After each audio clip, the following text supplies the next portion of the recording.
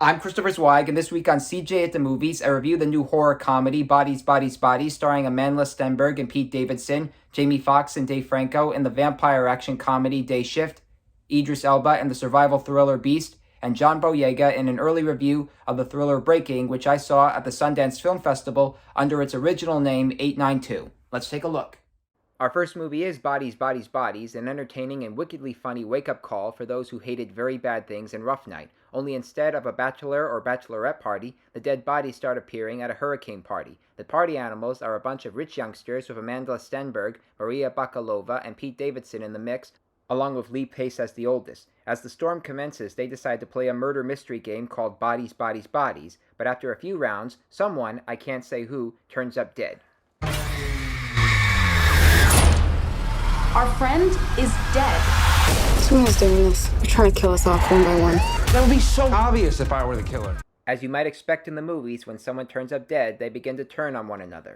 Jordan, what are you doing? I'm staying safe. Really? Because it looks like you're grabbing a meat cleaver to go look for my boyfriend. Bodies, Bodies, Bodies is a movie that knows how to poke fun at Generation Z by making these rich kids dumb and rambunctious and by showing them in a horrifying situation like this. It's an independent film released by A24, which knows how to satirize them and the horror comedy genre in the process. It's all about behaviors and trouble, and it's really dark and funny all the way through, so check it out.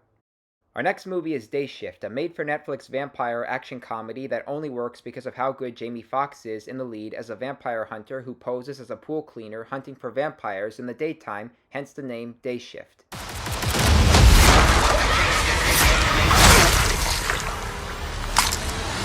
Money. The rest of the film is typical and cliched as Dave Franco, whom I really love, has to be the cowardly white guy as he's forced to tag along with Foxx on his hunts. Vampires just tried to kill me.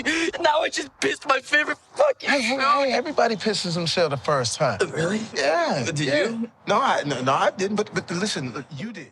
In retrospect, I think Snoop Dogg as Foxx's mentor should have been the sidekick because he keeps his cool, but then again, he always kept his cool. Day Shift is all bark and no bite as we have to get the evil Mexican lady, the routine ex-wife and daughter story, and vampires who act like the possessed girl in The Exorcist.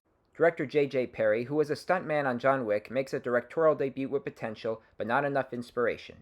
Our next movie is Beast, a survival thriller starring Idris Elba as a widowed father who returns to South Africa where he met his wife. He takes his two daughters to stay with his old family friend played by Shallot Copley, who also serves as their guide and wildlife biologist. Unfortunately for them, a massive lion begins to invade the area and threaten these tourists. We're in his territory now. Beast is a thriller that looks gorgeous and feels exciting, but its story never really grabbed me in. It was basically a routine exercise regarding some poachers or how the girls deal with the loss of their mother. I admire the performances and some of the thrills, but parts of the movie seem silly. It's serviceable entertainment, but I can't really recommend it. And our last movie is an early review of Breaking, a thriller which I virtually saw at the Sundance Film Festival under its original title 892. John Boyega stars in this true story about a former Marine named Brian Brown Easley who was honorably discharged and has yet to receive his disability check. So, to get his message out there, he has to hold up a bank demanding them to call the police and the media. Hey there, this the Windy Hills Wells Fargo? Yes, ma'am. This is the Wells Fargo. Yeah, I need to talk to Bridget about my 401k. I think she made a $9,000 mistake. I'm sorry to hear that, ma'am. Can I take a message for you? This is also the final performance of Michael Kenneth Williams, who died last year at the age of 54. He's bold as a sergeant and former Marine who tries to be the voice of reasoning for Brian. Sergeant Bernard, is everyone all right in there? As long as everybody stays calm, nobody gets hurt. The VA stole my disability check from me. I've had some problems with veteran affairs myself. How about you release one of those ladies? No.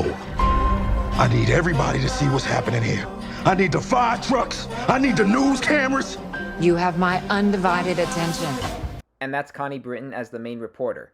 Breaking is written and directed by Abu Demarius Corbin, who retells this true story with such intensity and powerful motives that it's impossible to not be absorbed by its true nature. The performances, especially by Boyega and Williams, are phenomenal, and the movie keeps you at the edge of your seat whether you've heard of this story or not. So check it out. Now let's recap the movies I reviewed this week. Thumbs way up for the Generation Z horror comedy Bodies, Bodies, Bodies. Thumbs down for Day Shift, a vampire action comedy with an impressive lead by Jamie Foxx, but not much else. Thumbs down for Beast with Idris Elba coming face to face with a fierce lion. It's just serviceable entertainment. And finally, thumbs way up for Breaking, a thriller with John Boyega igniting flames as a neglected ex-Marine trying to get his story out in the world, even if it means resorting to drastic measures. It opens in theaters next week. Well, those are the movies I'm reviewing this week. I'm Christopher Zweig. Stay safe, and I'll see you at the movies.